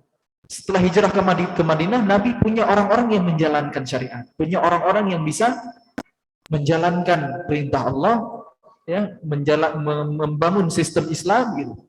Sehingga dakwah Allah menangkan, kekuatan lahir dari Madinah sebagai ibu kota peradaban. Di zaman Khulafaur Rasyidin, dunia butuh keahlian apa, Madinah itu punya. Luar biasa, ya, ini karena mereka ini orang-orang Qurani. Ajarkan anak-anak kita berkuda, memanah, dan berenang. Berkuda dan memanah kita nggak heran, itu bisa dilakukan di gurun pasir. Tapi gimana dengan berenang? Emang banyak air di sana? Di zaman Khalifah Utsman bin Affan, sampai ada armada laut yang bisa mengalahkan tentara Romawi. Gitu. Armada lautnya bisa mengalahkan armada lautnya dari Imperium Romawi. Gitu. Skillnya belajar dari mana? Jadi ketika udah dekat dengan Quran, mudah bagi Allah untuk mengajarkan ilmu-ilmu teknis untuk meraih kemenangan. Itu yang harus jadi mindset buat kita anak muda, teman-teman, ya, juga buat para orang tua. Ilmu agama yang harus kita dahulukan. Bukankah dari saya sudah menyampaikan bagaimana ilmuwan-ilmuwan hebat dalam peradaban Islam, mereka berangkat dari belajar Quran, mengkaji Quran. Nggak ada rugi kita interaksi sama Quran. Kita baca aja, pahala luar biasa. 1 huruf 10 kebaikan, 10 pahala. Masih terbata-bata ajran, double pahalanya. Tapi kalau kita sudah menguasai, alladzi yaqra'una al-Quran huwa mahir ma'as-safaratil kiramil bararah, akan bersama malaikat yang mulia. Apalagi kalau kita memahaminya, apalagi kalau kita menghafalnya, apalagi kalau kita murajaah. Dan yang paling penting adalah ketika kita bisa mengamalkan Al-Quran dalam kehidupan, di setiap level kehidupan kita, mulai dari personal, hidup bermasyarakat, sampai mengelola negara, semuanya sudah lengkap, ada panduannya dalam Al-Quran dan Sunnah Rasulullah SAW. Dahulukan agama, dahulukan akhirat, dunia itu ngikut. Tapi kalau kita kejar dunia, akhirat itu belum tentu dapat. Itu yang seenggaknya yang saya rasakan ya. Kalau kita dahulukan akhirat, gak usah khawatir dengan dunia. Dunia itu Allah datangkan. Tapi kalau kita kejar dunia, belum tentu kita selamat di akhirat. Dahulukan akhirat. Awal dari setiap kebaikan adalah mendahulukan akhirat. Memprioritaskan akhirat sebelum dunia. Bukan meninggalkan dunia, ini salah kaprah. Ya, tapi mendahulukan akhirat sehingga apapun yang kita raih di dunia ini, kita jadikan bekal, kita jadikan amunisi untuk kepentingan akhirat kita. Wallahu a'lam bishawab. Ya, mudah-mudahan teman-teman ya sukses terus ya di bidang apapun. Luruskan niat karena Allah, jangan jauh-jauh dari Quran biar hidup kita dimuliakan Allah Subhanahu wa taala. Ngaji tiap hari siap ya? Ngaji, baca arti ya. Sanggupnya 1 juz silakan, setengah juz silakan, 1/4 juz silakan, 2 lembar setengah, 5 halaman ya. Kalau kita mengaku sibuk ya, bagi itu. Berapa banyak sih yang bisa kita istiqomahkan? Karena amal yang sederhana, rutin, itu lebih dicintai Allah daripada amal besar kemudian berhenti. Itulah yang disebut dengan istiqomah. Ngaji ini, sekali duduk 10 juz, besok-besok nggak ngaji lagi. Lebih baik setiap hari mungkin walau hanya selembar atau 1 halaman, konsisten tiap hari, itu lebih baik. Tapi kalau saya boleh saran nih ya, kasih tips bagi waktu buat Quran gimana? Buat ngaji atau murajaah. Sehari 1/4 juz coba. 2 lembar setengah itu kan 5 halaman, bisa kita bagi di tiap waktu sholat. Jangan cuma ngaji aja, baca juga artinya. Katanya kita yakin Quran itu petunjuk, Quran itu hudal lil muttaqin, bahkan Quran itu hudal linnas, petunjuk bagi manusia, bukan hanya bagi orang-orang yang bertakwa. Terus kita kok nggak kepo, kita nggak mau tahu isi Quran, nggak mau baca artinya. Gimana petunjuk Al-Quran itu sampai ke diri kita? Padahal ya, baca arti aja belum cukup. Kita perlu belajar bahasa Arab. Masya Allah, di sini saya lihat ada program pembelajaran bahasa Arab ya. Teman-teman perlu ikutin itu. Bahasa kitab suci kita. Kenapa kita hari ini jauh dari Quran? Karena kita nggak ngerti Quran. Belajar bahasa Arab salah satu ikhtiar supaya kita ngerti Quran. Buka kitab tafsir para ulama. Karena kalau hanya dengan arti aja sebenarnya masih ada peluang bahayanya. Kalau kita salah memahami ayat ya, dulu ada generasi tabi'in yang keliru memahami ayat Al-Quran. Di surah Al-Baqarah Allah berfirman, wala tulqu biaidikum ila tahlukah. Jangan kalian timpakan diri kalian ke dalam kebinasaan. Ayat ini dipahami oleh sebagian generasi tabi'in supaya jangan berjihad. Karena kalau kita lemah, kita nggak siap perang, ya kita maju ke medan perang, kita dikalahkan oleh musuh, maka kita akan celaka. Jangan timpakan diri kalian ke dalam kebinasaan, ke dalam kecelakaan. Itu pemahaman generasi tabi'in. Padahal asbabun nuzulnya dulu adalah ya ketika ada sahabat yang menegur, mereka berkata, ayat ini dulu turun ketika kami tidak menyiapkan diri, wa'iddu lahum mastata'tum. Ketika kami lalai untuk melatih kuda-kuda kami, tidak menyiapkan pedang-pedang dan alat busur-busur panah, kami lupa untuk melatih fisik kami, ya. Urusan dunia, turunlah ayat ini, Allah mengingatkan, jangan timpakan diri kalian ke dalam kebinasaan, wala tulqu biaidikum ila tahlukah. Sehingga jika ada musuh yang datang menyerang, dengan mudah kita dikalahkan. Itulah asbab nuzulnya. Jadi ayat itu justru menyuruh untuk menyiapkan jihad, justru menyuruh untuk berperang. Malah dipahami oleh generasi setelahnya, lari dari perang, jangan perang.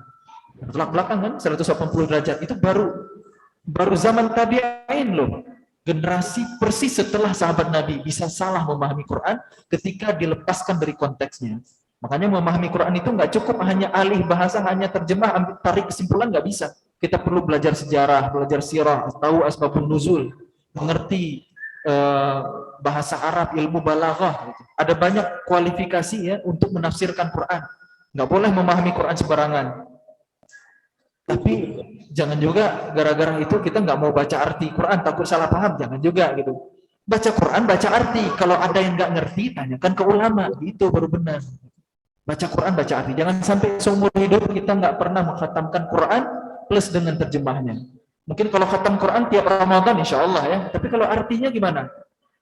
Di banyak kesempatan saya nanya ya, respondernya 80% bilang belum pernah khatam Quran dengan arti. Nah yuk sekarang ya kita ikhtiarkan ya. Jadi biar pulang dari sini ada oleh-oleh ya. Kita ngaji setiap hari minimal 2 lembar setengah, 1/4 juz. Insya Allah dalam 4 bulan kita akan mengkhatamkan Al-Quran plus dengan artinya. Sehingga nanti pas di bulan Ramadan kita udah siap nih, gas 30 juz mungkin dengan artinya. Ini pemanasan dulu karena kan nggak lama lagi udah Ramadan lagi ya, insya Allah. Mudah-mudahan Allah sampaikan kita ke bulan Quran bulan Ramadan. Wallahu a'lam bishawab. Ya, mohon maaf atas segala kekurangan dalam penyampaian. Yang benar dari Allah, yang salah dari kebodohan saya. Semoga Allah ampuni. Mudah-mudahan Allah tunjuki kita selalu kepada pemahaman yang paling dekat dengan kebenaran. Senang bisa sila ukhuwah dengan ayah bunda dan teman-teman semuanya. Mudah-mudahan lain kesempatan kita bisa ketemu lagi. Kalaupun ini tatap muka yang terakhir, mudah-mudahan Allah akan mempertemukan kita lagi nanti di surganya. Amin ya rabbal alamin. Jadi kalau masuk surga duluan nggak ketemu saya, tolong tanya kepada Allah ya, bahwa kita pernah bersama, bahwa saya pernah mengingatkan diri sendiri dan kita semua hari ini di Masjid Al-Furqan yang dirahmati Allah ini. Saya akhiri dengan doa kifaratul majlis. Subhanakallahumma wa bihamdik, asyhadu an la ilaha illa anta, astaghfiruka wa atubu ilaik. Wassalamualaikum warahmatullahi wabarakatuh. Waalaikumsalam warahmatullahi wabarakatuh. Mohon izin ayah bunda, saya ada agenda lagi, harus segera kembali ke Bandung ya. Jadi saya mohon pamit gitu. Mohon doanya semoga perjalanannya lancar, selamat sampai tujuan. Amin ya rabbal alamin. Jazakumullah ahsanal jazaa kita ucapkan kepada Ustaz Muzamil Hasbullah. Mungkin jika berkenan